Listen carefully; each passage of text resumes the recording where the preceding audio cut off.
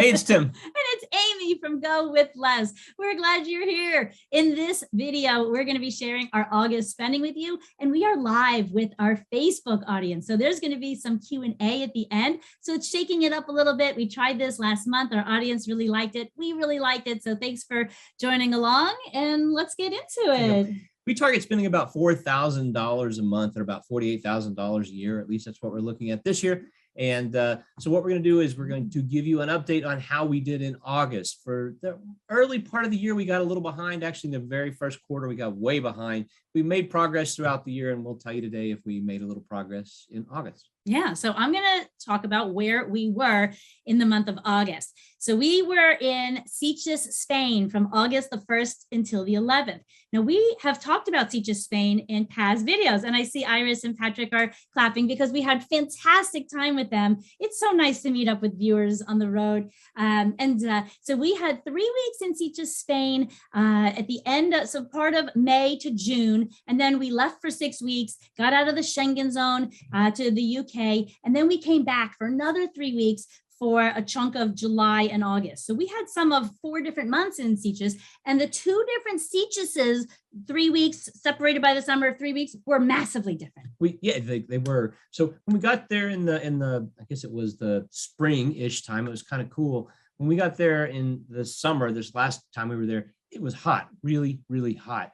It was nice though, because there was also a lot of people and it was busy. And so we kind of like busy in a good way. Lots of positive energy. As a matter of fact, right outside of our door in the place we were staying, there was a restaurant. We couldn't hear it, luckily, but you walk out the door and there are people literally a foot away. So it was really, really just good energy when we were there this time. We also went and got in the ocean almost every night. We spent quite a bit of time in the ocean. So that was nice.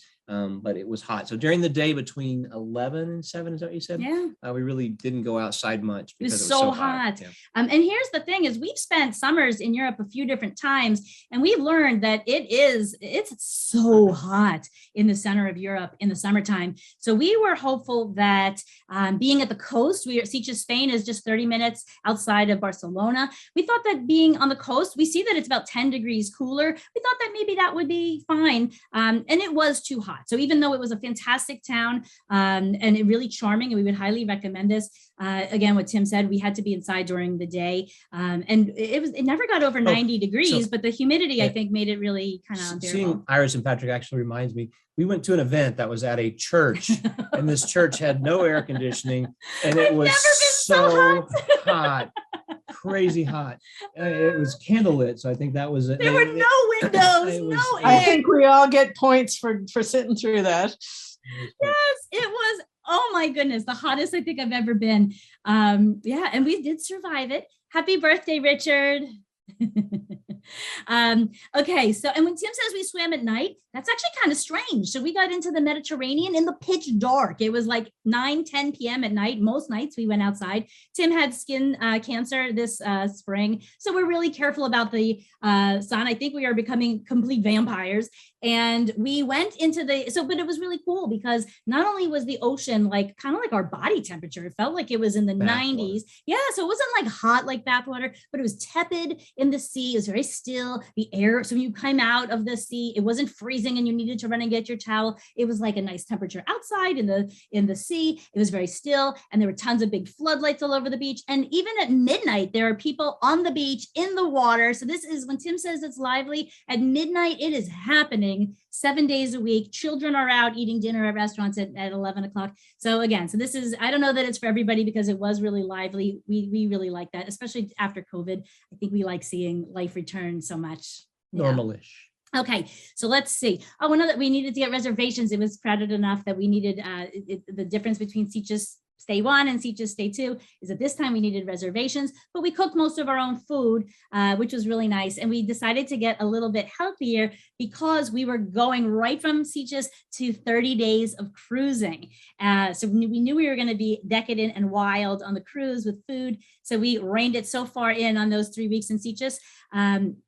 And in a past video, we talked about buying 2 different plane tickets to get from Barcelona to London because of all the cancellations and everything. We wanted to make sure that we got to London and we didn't want our flight to cancel and to be stranded. So we bought 2 different flights in the morning and the evening, and thankfully both of them went fine. So we did not plan to get any refund or anything. Yeah, so we didn't have to worry about having the insurance. Our original flight would have gone. But luckily we were able to get a credit, which we may or may not ever use. It was on BA, the flight that we actually walked away from. And so we took a flight earlier in the day just to make sure if things didn't go with that flight, we potentially had this as a backup. Yeah. And so we'll see if we actually get to use that credit. I think we only have a year to use it. So odds are that's going to be flushed down the toilet, but yeah, but it was, we'd rather, again, that was like a buffer. We love buffers in our lives. The luggage was easy. So all these challenges that a lot of people are having, we get it. We were just very fortunate. Okay. So then we took the train out to Dover, which is a port, maybe about an hour train ride outside of London. And we did 3 different cruises. Now there is so much to talk about living on a cruise ship for 30 days. So we're going to do another live conversation dedicated to the cruising. And that is going to be this coming Saturday at noon Eastern time in the United States. So noon New York time. And today we are going to be talking about all of our spending that happened in August, which included the cruise, but we're not going to be talking about ports and what we thought about the cruise. That's going to come on the cruise video. So we were on our 3 different cruises, we had $1,000 total of onboard ship credit from promotions, from that's just the package that we signed up for, as well as we had 3 different ports cancel, and these were port fees that were refunded to us. Again, we're going to talk about that in that full cruise video. But anyway, we had $1,000 of money that was kind of sitting in our account. And what did we do with it? Well, we didn't spend it all. So that was actually some good news. But what we did do with the money that we did spend is we did laundry a little bit. We tipped quite a bit our room steward, as well as the people that waited on. And this is above and beyond. So there's some built-in tips if you go on a cruise. It just sort of comes with a package. We tipped in cash specific people of above and beyond those amounts. And then we also bought a bus ticket or something like that. We didn't pay for any excursions, but we took a bus into one of the cities and a lot of buses. Yeah, a lot of buses and trains. For one. A shuttle bus, that's true. But and also the thing though, with the shipboard credit for people who are cruising, we have experience now this summer with Carnival and with Royal Caribbean. All this shipboard credit, you can go to the casino and just withdraw that money in cash. So you don't have to spend it on expensive things on a cruise. We didn't want to spend $1,000 on the cruise. We spent a couple $100, mostly with cash tips that we couldn't have charged to our account even if we wanted to, because again, it was to individual people. So, so just a good tip if you're ever cruising, I don't know about all cruise lines, but at least for these 2 big ones, you could cash that out. And so, yeah. Just to sort of net this out. So I mentioned there's a little bit of money left over. So that cash that was ultimately left, we put into our bank account. And so in this month's numbers, as we talk about them, we'll talk about the negative amounts that are reflected because this money just came back to us. We had talked about it last year. It was actually spent last year and it came back. So there'll be some negative amounts. So this was a little weird. The accounting is accurate, but it's a little weird to talk about and gets in the weeds. And also I want to mention that we're not going to be talking about every single cookie that we bought because all the numbers are exact and the total is exact, but if we're going to do the breakout, you're not going to see every single thing broken out. So why don't you get the animation going? Okay. Can you just, I see Angelin and Iris, can you give a thumbs up if you can see the pie chart? Okay, excellent. Thanks to everybody, including Marilee. Okay, so category number 1. So category number 1, our largest category is going to be transportation. We spent $1,353 in this category, or 38% of our spending for the month. Of this, the largest chunk was going to be another cruise that we actually signed up for next year in April. Yeah, we signed up for a cruise on Holland America from Tokyo to Seattle. And so we split our cruises, half transportation, half accommodations. There could be an argument made that you could put a chunk in food, a chunk in entertainment. It would belong in all of these things. Just for simplicity, we put it in these 2. Again, the total ends up at the same, at the right number. It just might be sliced and diced a little differently. But that was $1,032 ended up in transportation, the big lion's share of that category. Yep. And then, like I mentioned, we got we took the money we got back from the cruise, which is roughly $404 that we stuck in our bank account. We put $202 into each of these categories in the negative. So we actually have a negative here of $202 associated with the cruising that we did this summer. And then we spent $321 on some airfare. We booked 2 flights, or I booked 2 flights from Bangkok to Kuala Lumpur, and then a flight from Kuala Lumpur to Bali.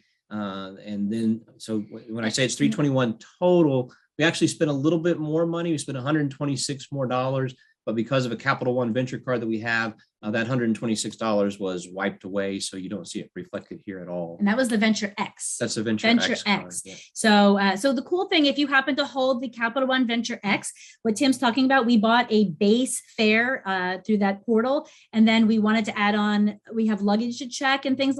So there's, I don't know, I think we've maybe selected a seat or something. So we were able to buy that a la carte on the website. So not only, so we got our base fare on Capital One Ventures portal, and then moved over and bought the extras. We were allowed to do that. I did learn a little something through this. This particular airfare that I bought, it was just the base airfare, and then we had to buy, I think, seat assignments or something else, so we could sit together. We bought some food. We had to have bags was the real reason we had. And the to food we don't care. It was like the food was like the free. It was like a package that had food. Bags specifically we did care about because we carry a lot of baggage, and so we had to pay for that. And I had gone and tried to book it on, I think it was Asia Air. I did pay a slight premium because I had paid the base fare outside of Asia Air. So it might have been a 10 or 15% premium associated with not doing it all directly through Asia Air. But I did get to take advantage of this $300 we had there. And there's a little inside secret that GoWithLess. We still have too much luggage. It is what it is. Not going with less. It is what it is. We're not going with nothing. Okay, we had $155 on local trains. So the Carnival, and we'll talk about this, but sometimes they drop you off like an hour away from the main city you want to visit. So I'm thinking like, I don't know, Dublin, and there's several of them. We had to take a train into the city. So $155 between the two of us on that.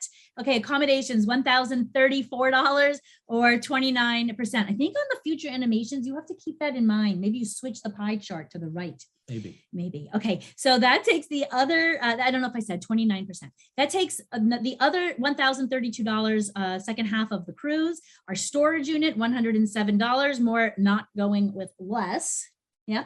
And then we had a bed and breakfast. Actually, it wasn't breakfast. It was just really an inn in Dover. We got there a night before. There are a lot of train strikes in England. So we wanted to get down to our cruise port early. We debated staying in London for the night and going in the morning. We just opted to get ourselves into Dover, and it was actually very affordable. It was only $86 during high season, and that makes up our accommodations. Yeah, $134. This hotel did not have an ensuite bathroom or an ensuite shower. The toilet was down the hall. The shower was on a different floor. So this was an interesting place. Thank goodness it was one night. Yeah, I guess $86. We want an ensuite. That's what you get for $86 in Dover.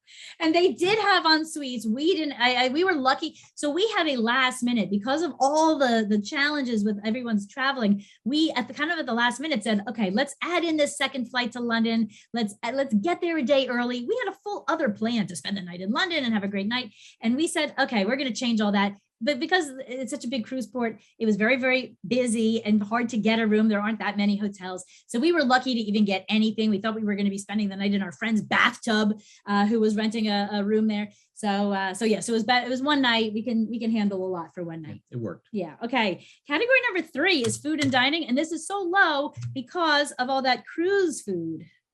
One more. There you go. $609 is what we spent in this category, or 17% of our spending for the month. Let's see, it was $489 in dining out and $120 in groceries.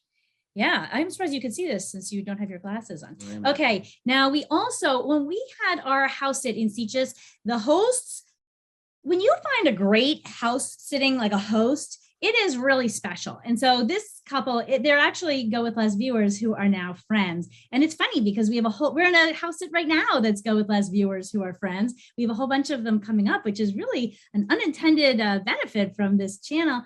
But they had really rolled out the red carpet for us. So when we came back, they bought, I don't know, a whole bunch of gifts for us. They bought Tim his favorite coffee. They stocked the refrigerator. They made this meal that lasted us like maybe 4 days. So we really wanted to treat them nicely when they came home. So we took them to our favorite restaurant in Sitges. It's called Bonus Star, and it was so reasonable. So even our favorite restaurant, it was only $78 for the 4 of us. It was like a prefix. So like $20 a person, $20 a person, included a glass of wine and a 3-course meal, super delicious. That's BONESTAR. I'll drop it in the video description. And then we also took them to lunch at they have these little like huts on the beach. They're called chiringuitas.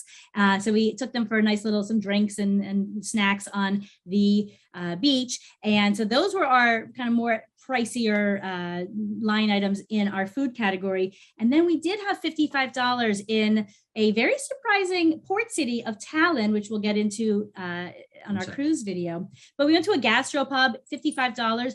Tallinn was kind of pricey that was kind of expensive for lunch in a smaller country. But yeah, we absolutely loved it. Worth every penny. Yep, we'd love to go back to town. Yeah, we'll talk about it for sure on Saturday. There you go.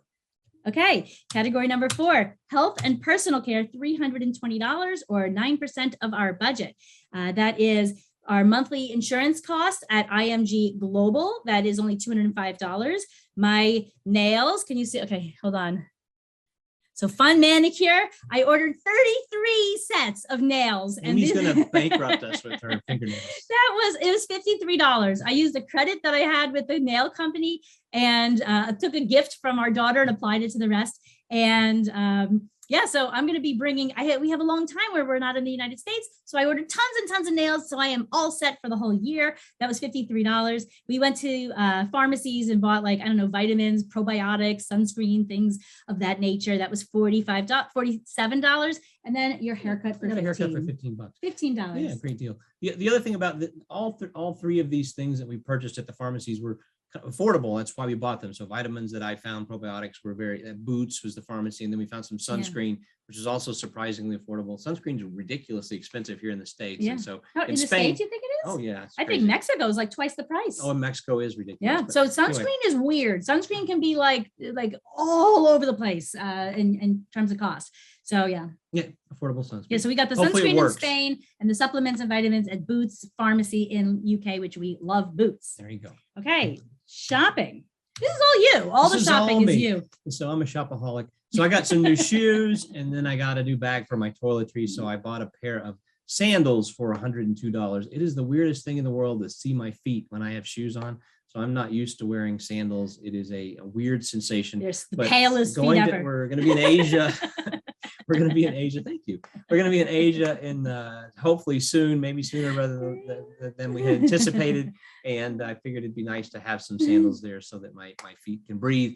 And so we're trying this out. And you may not have said this, I don't know, but it's $129, 4% of our budget. Oh, yeah, I don't know. Yeah. So, okay. So entertainment is category number 6, $100 even, 3%. Most of that was the walking tour tips. We were able to use a credit card and do like a tap to pay, which was really nice on 3 of them. So we paid $65 for 3 of those tours. We took a lot of free walking tours though. So quite a bit of cash came into that. And that was from the cruise cash that we were using. So it doesn't go against our budget, but we had all kinds of free walking tour tips.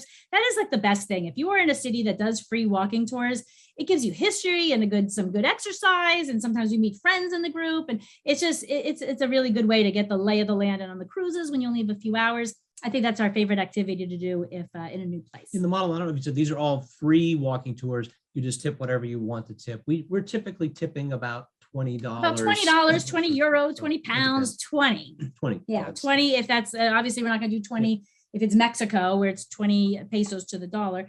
But yeah, about the equivalent of about $20, $25. Then rounding out the categories, some streaming services. Yeah. Okay. 7 is internet and phone, which is only $29.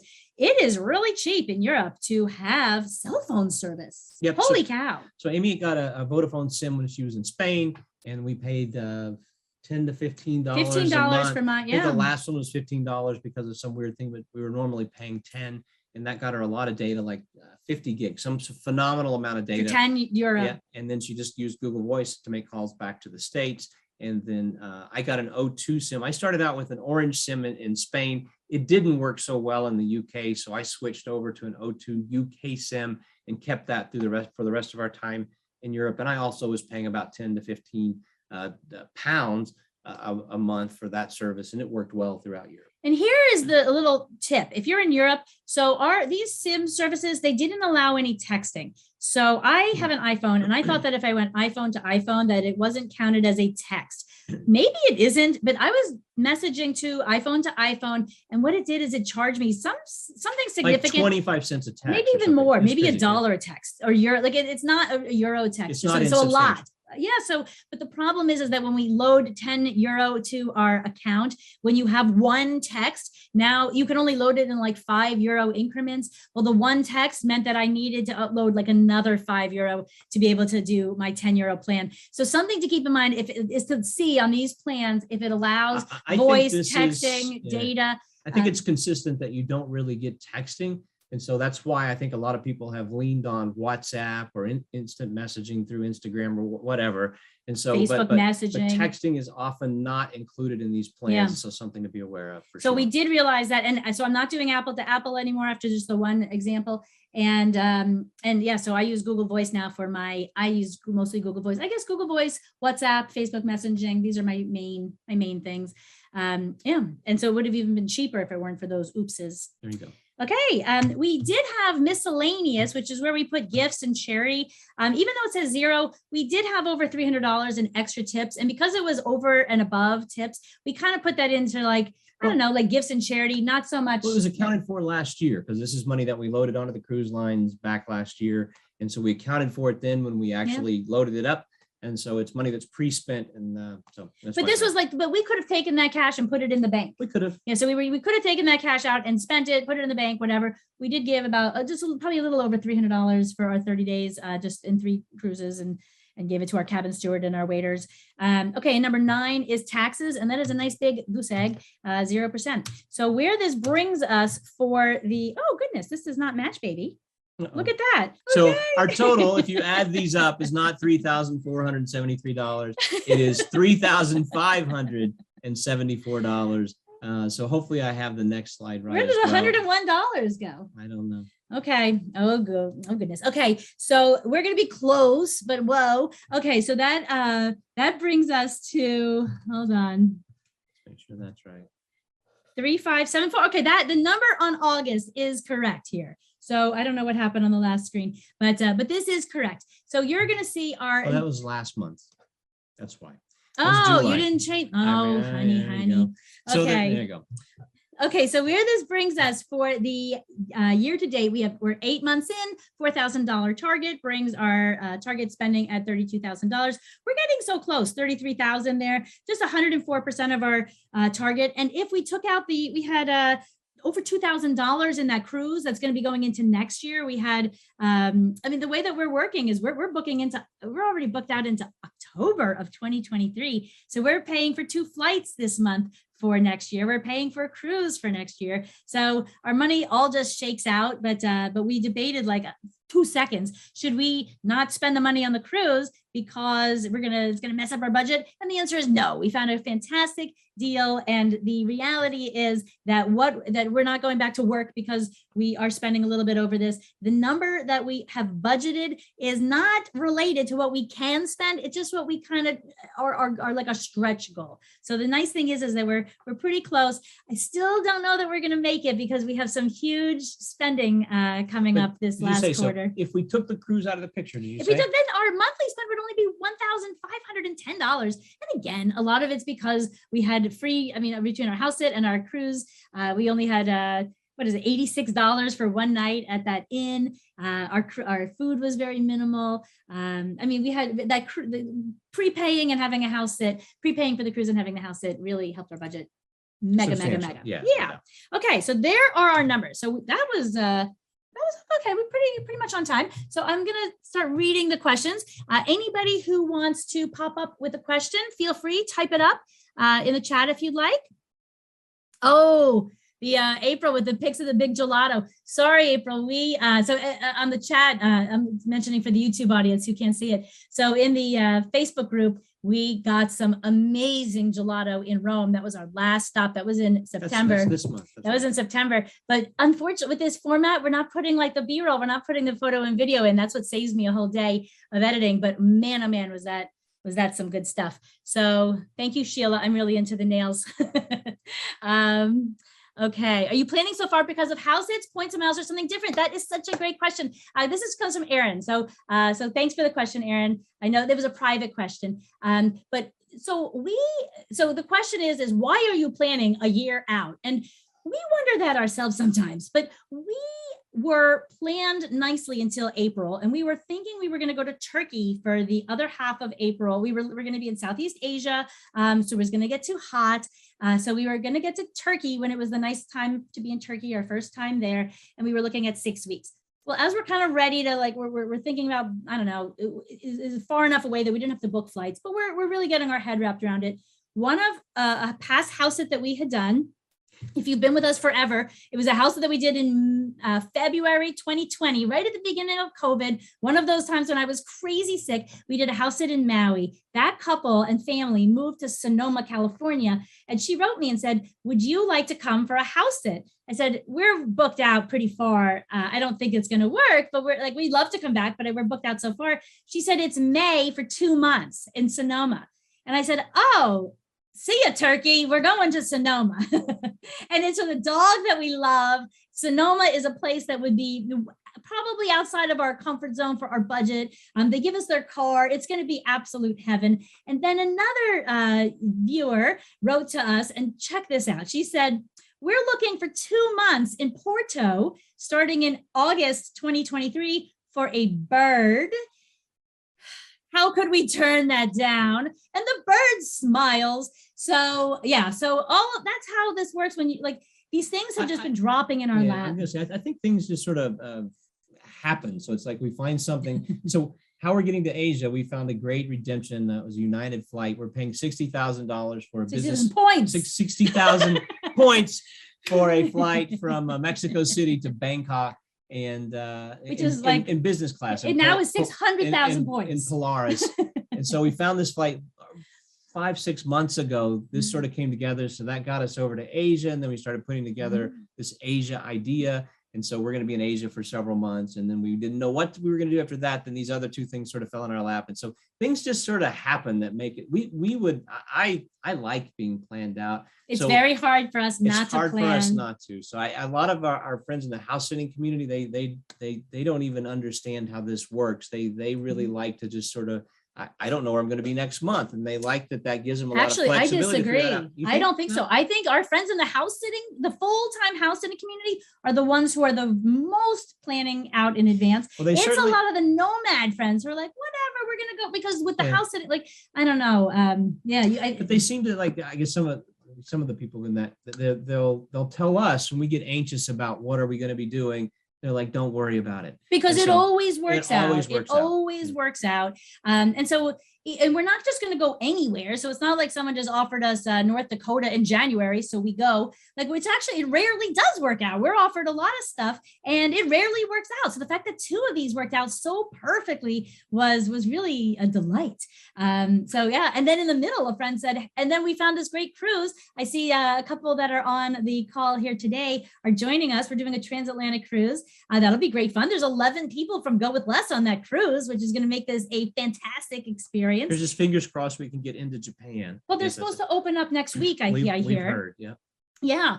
And then a friend said, okay, well, why don't you come in between your things? I'm in Vancouver, so come visit me in between. And we're like, well, when we visit people, it isn't like for 2 days. She's like, I get it. Come as long as you want. So yeah. So all of a sudden our year ahead is really filling in. I think it's our nature. We're planners and it's very hard to get away from that. Okay, so we have some excellent questions. Thank you, Sheila. She says we seem like really good and caring pet sitters, and we appreciate that. We're sitting a doll of a girl. I'm surprised she's not sitting behind us. She is such a sweetie. We love pet sitting, and it really enhances our experience. We're on a dynamite sit here just outside of Washington, D.C. And here's a great question. Hold on. Oh. Curious about your too much luggage. What can you get rid of? Okay. I'm going to answer this. Why don't you start? We could do a whole video on this. What can I get rid of? Okay, well, I'm going to. I don't know. So We are bringing two 50-pound big bags, each one of us each, that's required to be checked in, and then a backpack that's roughly 20 to 25 pounds. We have a lot of camera gear. We have like, I don't know, like we have like two of these kind of things and cameras and video and like selfie lights, and the videos require all kinds of stuff. Right now we have a ring light that the homeowner had, so we didn't need as much gear, but that required, we both have a laptop that we use, and for our trip planning we really need that. We're both on the computer a lot. So we have a lot of gear. So we have a 20-pound backpack. And here's how I look at this. So I know our name is GoWithLess, and there are so many people we know who are doing like blowing this out of the park. And that is, compared to normal people, that would be us. But compared to like the hardcore nomads who gave everything away and only carry one backpack of 20 pounds of everything they own, I don't even aim to get there. And I don't think so I am the nomad who loves stuff. I think that is very unusual. I am very honest about that. I love stuff. And so the way I look, and I am not meant to be a nomad. So I love to be a homebody. I love my stuff. I love options. I like having my pantry of ingredients and my closet of stuff. But my draw to travel is stronger than my need for stuff. But that doesn't mean I don't have the interest in having this stuff. So I look at it as the only way I can be a nomad is with this amount of stuff. And so I don't feel comfortable getting rid of it. And we're going to get rid of a little bit. We visit our storage unit next month, and I will be getting rid of a few things, but nothing like 5 pounds maybe. I'm on a shopping spree here in DC. So I bought some new socks. I bought, I don't know, some drugs, some meds that we had a hard time getting in Europe. I bought, we have new luggage. It's at Amy's parents' house. And so we're buying all kinds of stuff and adding, not subtracting. I think when we are in Denver and we have an opportunity to throw some things in the storage unit, we will get some things there. So here's the thing. That's next month. Anytime we have to pack up and move, so we don't like to move too fast. When every time we're moving, we hate having all the stuff. But when we're settled in a place, we love having all the stuff. So it's really hard. So far, our hand hasn't really been forced in that it hasn't been unaffordable to throw our bags on a plane, or it hasn't been too big of a hassle to sort of tote them around. So when we're in Asia in the winter, it's going to be interesting because we're moving pretty fast. And so we're going to be in a new place almost every week, it seems. And so we'll see how I do then. I might want to get rid of some more stuff. Do you think you might? We'll see. I'm getting rid of a pair of shoes in our next stop, which is a big deal. And and it's hard because where we're going to be heading in a month is going to be San Miguel de Allende, and it will be very chilly at night. So it'll be in the 30s to 40s at night. And then we're going to be on a cruise from Japan through Alaska at the end of April, early May. It'll be freezing. So I can't just, I have one pair of jeans. I'm going to be wearing this pair of jeans for like 14 days. I don't know, but I don't need that. And I'm also afraid that I can't, the idea that you can find everything around the world, we actually have found that is not true. And so we needed Mucinex desperately in Europe. We could not find plain Mucinex. We've looked in Spain, in all over the UK, in France. We could not find this, and we needed it. Same thing. Chewable Pepto-Bismol, same thing. So I don't know that the idea, and I mean, I don't know in like teeny petite Asia if I'm going to find my size. And so I am prepared to bring. I don't know that I'll find jeans in a winter coat, so I'm going to have to schlep that stuff around with me. Yeah. Yeah. What are you going to get rid of? If anything, one of these cameras, I'm going to get rid of. You are. Oh, you have 2 iPads. So you are a techie. iPads. You're bringing like a Best Buy of stuff with you. Yeah. So we'll see. I don't know. Okay. Let's see. And so someone says, did you ask the pharmacist if there was an equivalent of the Mucinex or expectorant? And the answer is yes. We know what the name is. And here's a tip as well. So there's a very low key sleeping medication I take in the United States. And I tried to see if I could get that in Mexico. And I used what was the generic name. Well, that's not what they use in Mexico, that name, even though it's the generic name. And so they said, no, they didn't have it. But then I figured out, oh, it's a different name in Spain. It's a different name in Mexico, different from each other. So when I figured that out, I'm like, this is the name. So I did do some Googling, and the name was consistently the name for Mucinex. It's a very long name with a G. And the thing is that it came with a lot of other stuff. So there's like that fake Sudafed it came with that I didn't want. It came with like a very high strength acetaminophen. I like when I'm feeling sick, I want to treat like the individual things. I don't want, here's one big combination. I want to treat like, I just want the Mucinex plain. And so we realized that we need to be we're bringing 200 tablets on the road with us our next round. Yep. Because I see someone's like horrified, but if you have, yeah, I had bronchitis this summer, so I needed it. We needed the Mucinex. Yeah. So someone says pharmacist here, good going. No speaking, Aaron. That we're planning. Okay, so the question is are you going to be doing any speaking at conferences or anything? And the answer is no. We are not. That doesn't mean that things don't come up, but I don't expect that to happen. I don't know that we're going to be attending any conferences. We're going to be in far-flung places. Question, a comment, leggings are great. You can wear under dresses or stay warm. I've been doing a lot of exercising here in the US. So I'm wearing my leggings, which are like my PJs, my exercise, my yoga pants, my warm weather, these yoga pants are like the workhorses of my luggage. So, but yes, but all my dresses, this is the weather we're in. So what am I going to do? I'm going to be in Alaska wearing like this outfit. I think that Angela and Richard mentioned that we should maybe get some long underwear and then just wear it under our other clothes, and maybe that'll be sufficient. So that might be what we end up doing. I don't think we have it in our storage in Denver. Do, yeah. Yoga pants aren't going to work for me, but there you go. I would hate to see that. I would hate to see that. Therese, you mentioned that you travel with some cooking tools, and we were actually traveling with a knife as well. I left my knife in Europe, so we as we got on the cruise coming over from the States, they took my knife from me and like confiscated it, and they gave it back when we got in Europe. And I was afraid that might happen. And we asked them as we were like getting off the cruise, like, how do we get this knife on the cruise the next time we're on the cruise ship? And their answer is, don't bring it on the cruise. I'm like, no, how can we get it on? They're like, don't bring it on the boat. And so we decided just to give it away. We actually left it in Spain. And so, but though you're not the only one who travels with interesting stuff. I do travel with a lot of spices and dried spices and tea. I have quite a collection on that. And he did have like the sleeve that the knife came in, but the fact you're not allowed to have a big giant chef's knife on the cruise. And so we hadn't really used it because a lot of the cool thing about house sits, often we have 50% house sits this year. Generally they have decent cookware.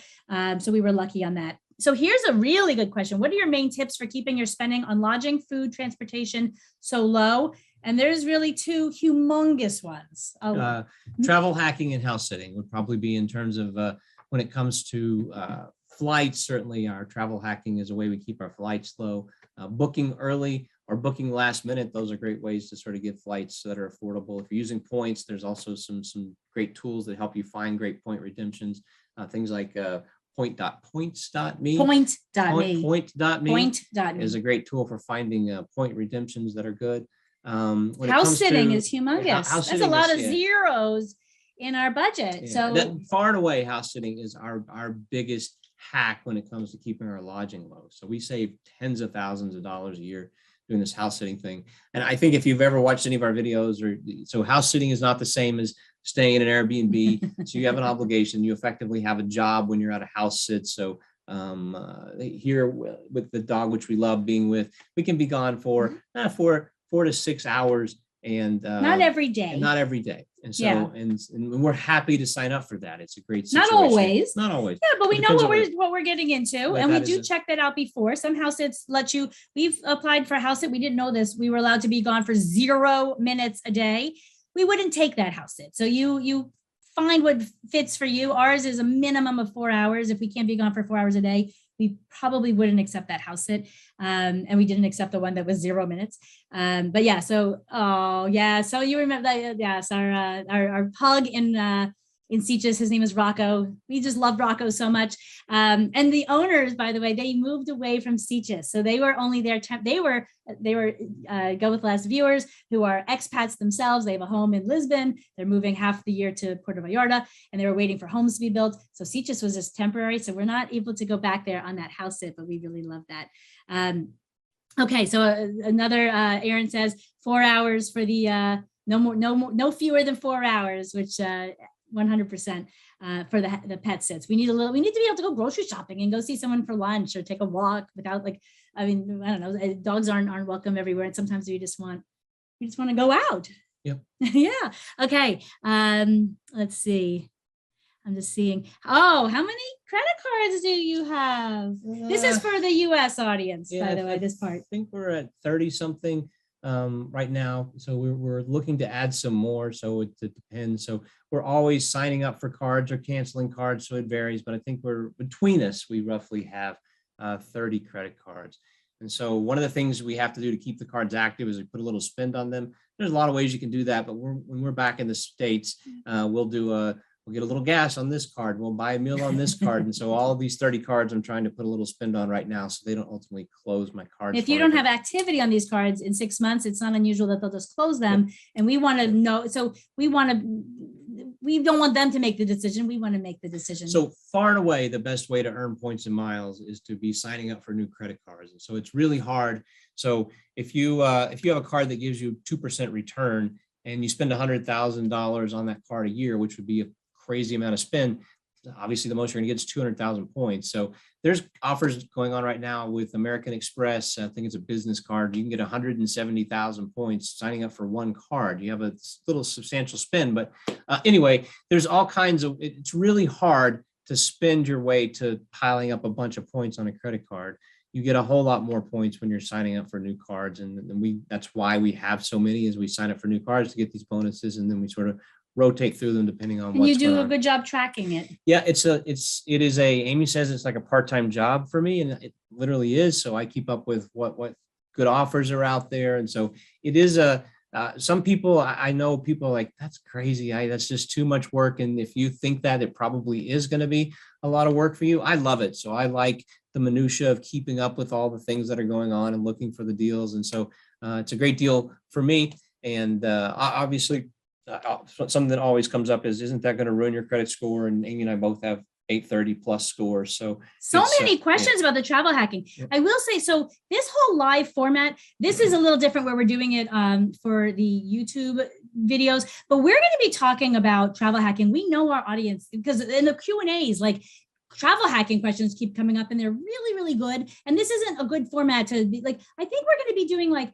travel hacking 101 conversations. And because we've been offline for a whole month, it is so hard being offline for a month, especially in this lifestyle where you are needing to be connected with the internet. So I think we're going to be doing kind of travel hacking conversations. We're going to talk about like how to decide whether you keep or delete a credit card. And what does it mean? Like when should you cancel a credit card? There's a question. Is it hard to get a new card when you're no longer working? Did you get all these cards when you were working? We stopped working 7.5 years ago. And I think that the lion's share of these cards have come after we left our jobs. Yeah, so we have income to support our lifestyle. And so that income qualifies us for credit cards. And so as long as you have some source of income, we have retirement income from our investments, then we can qualify for new cards. Yeah. And it hasn't been hard. I don't think we've been turned down from any credit cards for lack of income. No. So the main thing, our address is a challenge sometimes for credit card issuers, but we've never, for income, that's never been a problem. I'm not going to show the cards, but hold on. This is what Tim carries around the world. This is his credit cards. Yeah. And it's like 4 pounds. And let's see. Then how do we keep track of all the spend? So we use a variety of apps. So we use Mint. So Quicken is a tool that we use sort of to manage our money that's more sort of robust. We pay for it on an annual basis. Mint is a free tool that we use that lets us look at all the cards. You have to go in and add all your accounts into this tool, and then you see everything sort of in an aggregated way. So if anything happens that's weird on our accounts, it seems like at least once a year, one of our cards is compromised in some way. I'll see a transaction. As soon as it happens, I just call up the issuer and say, this is going on. They close the card and they ship me a new card. And I've never had an issue I have had fraud on my cards, but I've never had an issue where that hasn't just been addressed. So as a matter of fact, I'd say once a year, I have some weird issue with fraud. And here's the question. How do you keep track of the credit card spend spend spreadsheet or old school notebook. And I'm thinking that might be for the sign up bonus. So I'm just going to assume that that's for the sign up bonus versus just our regular spending. So what Tim mentions with the regular spending, we actually both are involved with that. But when it comes to like tracking a sign up bonus spend, that is all Tim. So I do all the house sitting stuff. Tim does all the credit card stuff. It works really nicely. But he's like, you're trying to get that credit card spend some early. combination. As soon as I get a new card, we're trying to get the spending done immediately. So usually you have about 90 days to make the spend happen. Sometimes it's stretched out. We have a card right now that we have to spend $6,000 on, and we have 6 months to spend that $6,000. And so, but we're trying to get it done as soon as we can, not doing things that we wouldn't otherwise be doing, but something we might do, for instance, is maybe pull forward paying our insurance, or certainly if we're going to go on a cruise or something like that, that's sort of nice spend. So it's a win-win. So like Amy mentioned, this $2,000, we debated whether we would spend that money, but it's a great deal for the cruise. We needed to have the spend on the card. It's a no-brainer. Something else that when we're talking about credit cards, we pay every single credit card bill that we have in full every month. I probably haven't paid interest on a credit card since I was 22 years old. And so if you are interested in this travel hacking thing and you're not paying your cards off every month, you might want to reconsider it, because that the interest will eat away any benefit you get out of the cards. And so we wouldn't suggest that you even look at it if you keep any debt on cards. And then a good question, how did you learn to do all this travel hacking with multiple cards? Yeah, so it's just been a process. So we've been at this, I've sort of started, or I traveled a lot for business. And so I knew that every program that existed had different promotions. And I started signing up for cards 15 or 20 years ago. And then I realized, probably a little too late with all my business travel, that I could have been doing a lot smarter things. But so it's just a process. And so there's lots of, I think, resources out there. We have a relationship with Travel Freely, which is a website that helps you manage your cards. He's got some great information on just getting started with travel hacking. I think we have a referral link. I don't know what that is. I'll put that in the video description. And we just did a live with him last month. Yeah. Zach. Yeah. So if you want to go look at the live, he talks about his tools specifically. And I think that's a great just place to start. And I think that this is, so Tim, I mean, so when he says it's kind of crazy, he has 30 credit cards plus, but he also reads 200 to 300 RSS feeds. He kind of like scans them every day. So like I'm in the GoWithLess group on Facebook. Tim is doing travel hacking, like keeping up to speed for, I don't know, 3 hours a day plus. Yeah, more than I should. So, yeah. And you really seem to love it. I do like it. Yeah. So, and a lot of the information, when Amy says it's 300, there's actually 300 articles, but a lot of it's redundant information. So daily. Click through them. Yeah. It's just an avalanche of information. And so. And it's your obsession. Yeah. I love it. Yeah. And when Tim gets together with like the super duper travel hacking people, watch out, because they talk at a level that nobody knows what they're talking about. So it's fun stuff. If anyone has any specific questions about credit cards that you should be getting, let us know. We are affiliate partners with a lot of credit card companies. And so we can give you links that doesn't cost you anything, but would help us. So Sheila says it's probably good for keeping your brain active to be doing all that. Between all the languages and the cities and the subway systems, and like, I mean, the idea that just the languages alone, I think keeps our brains and all the tools like this, like creating YouTube videos is a very different skill than anything I had to do before I retired. So figuring out how to work with uploading video and all the social media promotion of it and all that. I think that there were all like, so post fire, all kinds of new skills. That's right. And this year we're in Spanish speaking countries more than any other, like we're more than 6 months of the year in languages that countries that speak Spanish as their primary language. So I was thinking in Spanish and now we have been away for, I guess, close to 6 weeks. So it really, like, thankfully we're getting back to Mexico. I really have to keep my touching in there to keep that Spanish active. Yeah. I don't think my Spanish is ever going to be all that great. So I try, but not hard enough. You lean on me. I lean on, yeah, and I can I can go to the grocery store. So So again, thank you all for joining, and we'll see you Saturday. We'll see you in the GoWithLess Facebook group. bye, everybody. Thanks.